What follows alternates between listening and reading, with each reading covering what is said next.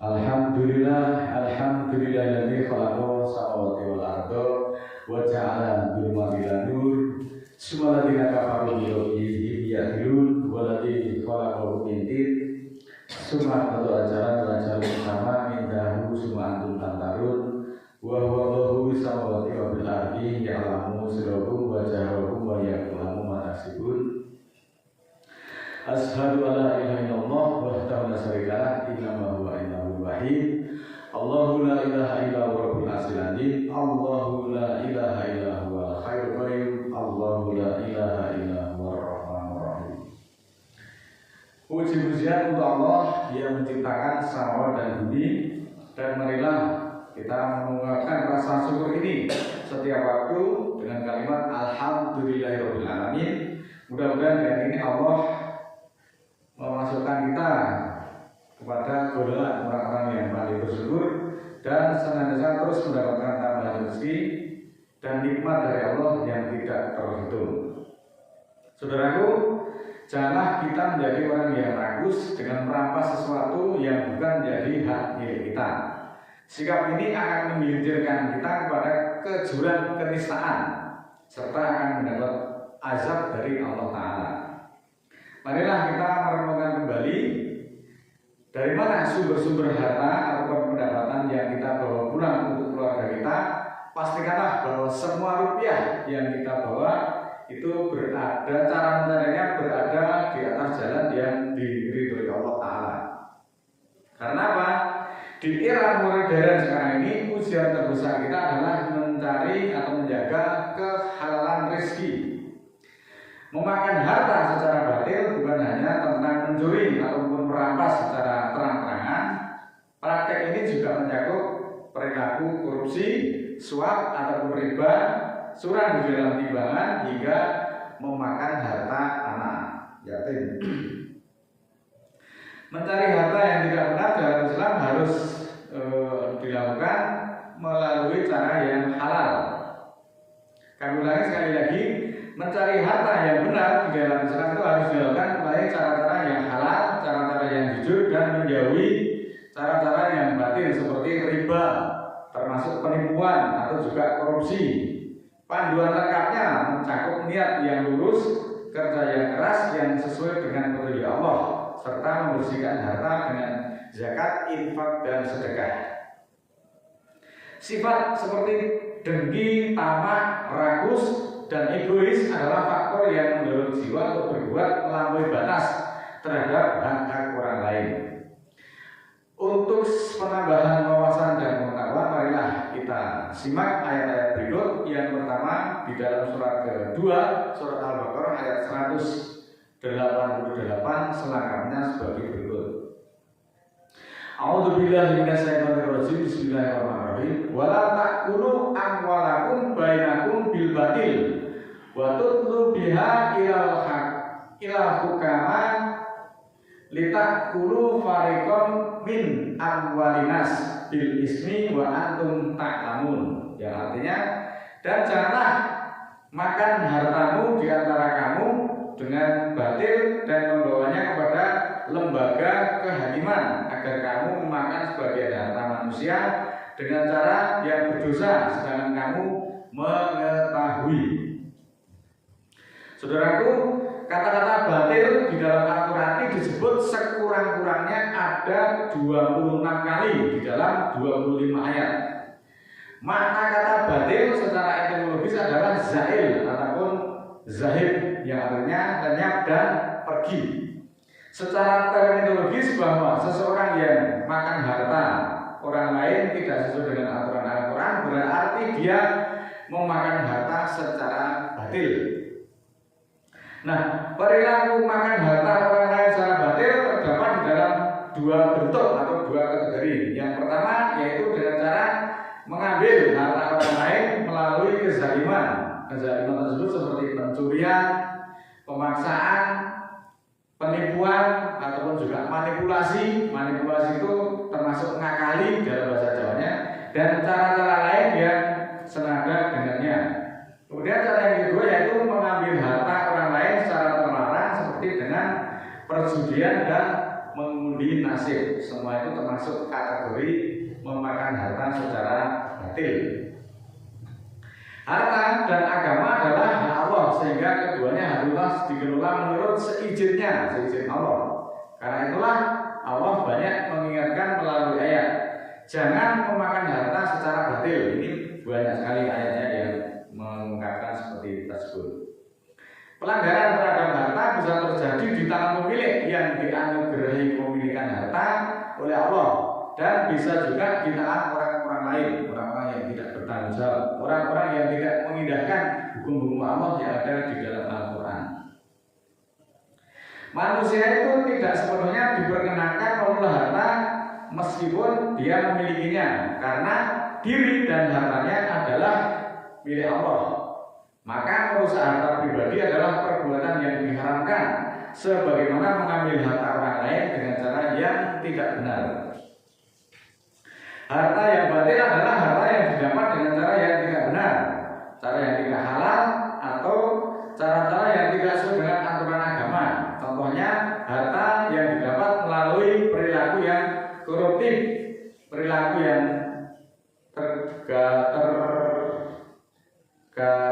masuk suap menyuap, riba, perjudian, mencuri, dan curang di dalam timbangan. Semua itu meskipun mendapat harta banyak, kalau perilaku seperti itu termasuk harta yang batil. Termasuk juga menipu di dalam perdagangan atau mengambil hak orang lain secara paksa atau merampas hak orang lain.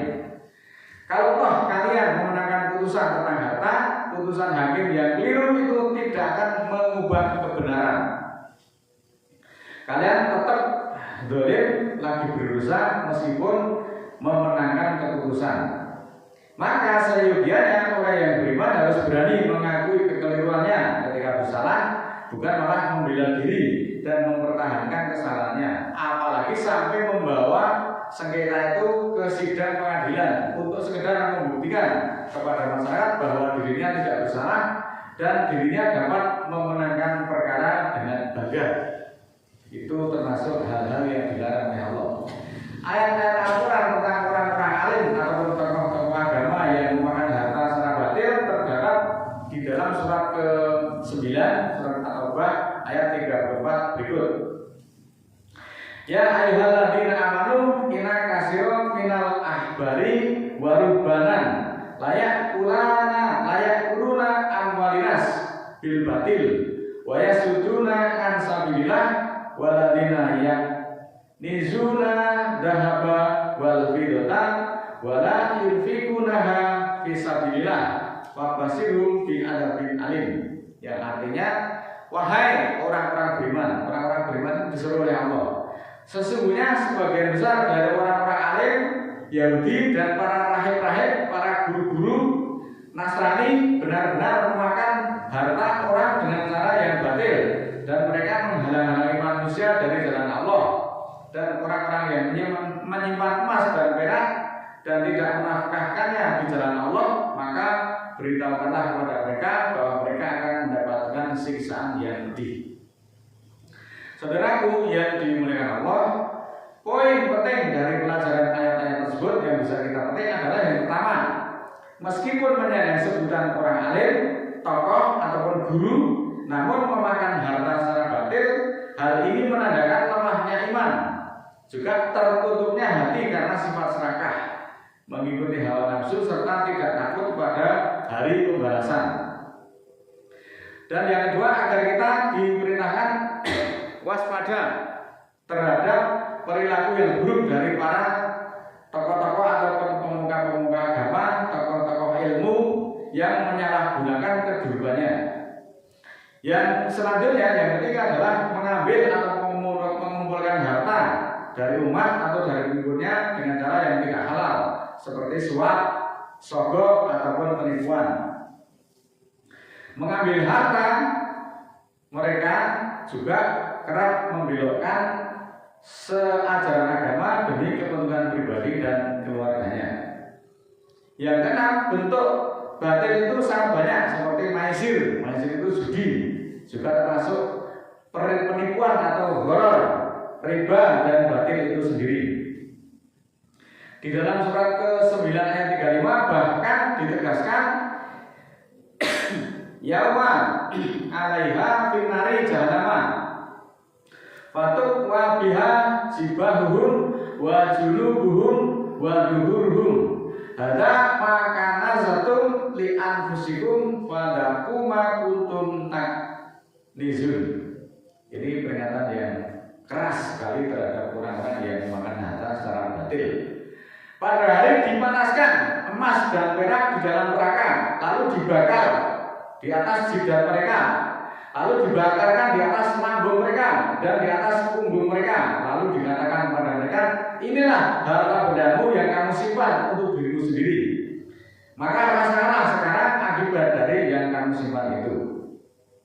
Ini kan luar biasa, mengerikan ancaman ini. Surat At-Taubah ayat 35 ini menjelaskan tentang ancaman azab neraka jahanam bagi orang yang bakhil dan gemar menimbun harta serta tidak menunaikan kewajiban zakat, infak dan sedekahnya. Harta yang ditumpuk itu akan dipanaskan lalu disetrikakan di atas jidatnya, di atas dahinya. Kemudian juga akan disetrikakan di atas lambungnya, di atas perutnya karena memakan harta secara batil tadi. Kemudian juga disetrikakan di atas punggung pemilik dan pada hari kiamat sebagai balasan atas perilakunya. Ayat ini menegaskan bahwa kewajiban membersihkan zakat, membersihkan harta melalui zakat, infak atau sedekah itu dalam surat ke-9 ayat 60 agar kita semua bisa terhindar dari siksa Allah yang sangat pedih. Besi atau logam panas dari harta tersebut digunakan untuk menyetrika dahinya. Dahi itu batuk. Kenapa batuknya disetrika dengan hal yang panas? Karena yang namanya pikiran itu ada di jidat, ada di batuk, ada di kening kita. Kalau di dalam pikiran kita itu ada najis, ada kotoran, maka daya rusaknya itu luar biasa terhadap perilaku manusia. Kemudian juga lambung, karena lambung itu tempat menyimpan atau tempat memakan harta yang didapat secara batin itu juga nanti akan disetrikakan yang dahulu dimakan dinikmati itu. Kemudian juga di atas punggung orang-orang yang serakah. Kenapa punggungnya? Orang-orang yang tadi disebutkan dalam surat ke-9 ayat 35 tadi memakan harta secara batil dengan cara menipu, dengan cara memanipulasi dan ngakali dari para jamaahnya itu. Orang-orang yang terkena menjadi korban penipuan dari oknum itu kan akan mendapatkan kesengsaraan atau beban penderitaan yang luar biasa. Maka di akhirat nanti beban itu akan ditimpakan kepada orang-orang yang berbuat batil tadi, memakan harta secara batil tadi. Rasakanlah beban-beban dari orang-orang yang kamu tipu itu sekarang rasakanlah. Maka disetrikakan di atas punggung dari orang-orang yang berbuat sesuai yang tidak sesuai dengan ayat Al-Quran. Maka betapa mengerikan, betapa pedihnya ancaman Allah ini. Tidak berhenti sampai di situ, bahwa malaikat pun juga akan mencela mereka dengan perkataan-perkataan bahwa siksaan tersebut adalah akibat dari harta yang dulu bakhil disimpan untuk diri sendiri. Termasuk ketika orang itu berjanji itu tidak ditepati, itu juga termasuk kena ayat ini. Maka marilah kita selalu berhati-hati di dalam mengelola harta itu, karena nanti tanggung jawabnya itu luar biasa beratnya. Manusia itu rata-rata hanya disibukkan dengan membangun kemewahan rumah yang ada di dunia, tetapi sering lupa bahwa kematian itu bisa datang kapan saja dan meninggalkan semua harta yang dicintainya, termasuk diperoleh dengan cara yang batil tersebut. Kehidupan dunia ini adalah panah dan menipu, sementara kehidupan akhirat itu adalah kehidupan yang sebenar-benarnya dan kekal. Amal soleh seperti sedekah, infak, sholat sunat, wakaf itu tidak akan hilang, melainkan wujudnya disiapkan Allah menjadi rumah yang sangat indah di surga nanti. Mari kita simak surat keempat, surat An-Nisa ayat 29. Ya ayyuhalladzina amanu la ta'kulu amwalakum bainakum bil batil ila an takuna tijaratan ngantarodi minkum wala taqtulu anfusakum innallaha kana bikum rahimah. Wahai orang-orang yang beriman, lagi-lagi yang disebut adalah orang-orang yang beriman. Kalau orang yang tidak beriman itu sudah jelas mereka sesat. Ini orang yang beriman, janganlah kamu saling memakan harta sesamamu dengan cara yang batil, kecuali dengan jalan perniagaan yang berlaku suka sama suka di antara kamu. Dan janganlah kamu membunuh dirimu, sesungguhnya Allah Maha Penyayang lagi pengasih lagi banyak padamu. Mengapa Allah itu menyinggung masalah harta atau dalam Al-Quran disebut mal, yang bentuk jamaknya adalah amwal atau kalau dikaitkan dengan kata makan. Hal ini menunjukkan bahwa manusia itu begitu serakahnya terhadap harta sehingga disimbolkan dengan istilah makan. Meskipun semua harta itu tidak harus dimakan, ada juga yang disimpan. Karena nafsu yang pertama dan paling sering dilakukan manusia adalah makan. Makan itu erat sekali dengan perut, sehingga orang yang perutnya lapar karena kemiskinan terkadang melakukan perbuatan-perbuatan yang negatif. Makan itu adalah merupakan kebutuhan biologis sejak manusia itu dilahirkan. Kebutuhan biologis selanjutnya yaitu mencari kebutuhan hidup seperti sandang, pangan, papan. Keadaan ini akan mendorong manusia untuk mengejar harta itu sebanyak-banyaknya, bahkan dilakukan dengan cara yang tidak halal. Manusia terkadang kehilangan kontrol demi mencari harta. Berbagai cara dilakukan tanpa memikirkan akibat negatif yang ditimbulkan baik pada dirinya maupun pada orang lain. Perilaku tersebut sebenarnya tidak tepat apabila disandang oleh orang-orang yang beriman. Cara yang tidak benar akan menghasilkan sesuatu yang tidak benar pula.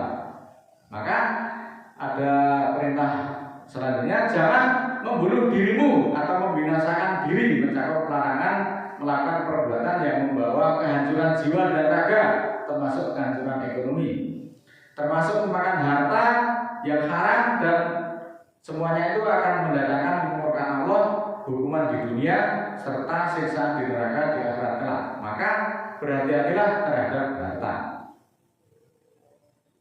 Gabungan antara dua kata makan dan harta itu tidak bisa dipisahkan. Jika perilaku yang ditimbulkan kedua istilah tersebut tidak sesuai dengan aturan Allah, maka yang terjadi adalah penyelewengan, seperti terjadinya penyuapan, korupsi, penipuan, pungli dan sebagainya.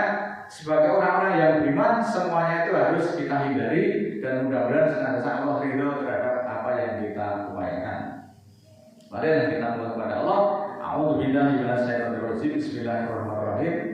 Allahumma ighfirli walil mu'minina wal mu'minat al-ahya'i minhum wal amwat innaka sami'un qaribun mujibud da'wat innaka 'ala kulli syai'in qadir. Rabbana la tu'akhidna in nasina aw akhtana. Rabbana la tahmil 'alaina isran kama hamaltahu 'alal ladzina min qablina. Rabbana wa la tuhamilna ma la taqata lana bihi wa'fu 'anna waghfir lana warhamna anta maulana fansurna 'alal qaumil kafirin. Rabbana ighfir lana dzunubana wa kaffir 'anna sayyi'atina wa tawaffana ma'al abrar. Rabbana la tuzigh qulubana ba'da idh hadaitana wa hab lana min ladunka rahmah innaka antal wahhab. Subhana rabbika rabbil izzati amma yasifun wa salamun alal mursalin walhamdulillahi rabbil alamin. Wassalamualaikum warahmatullahi wabarakatuh.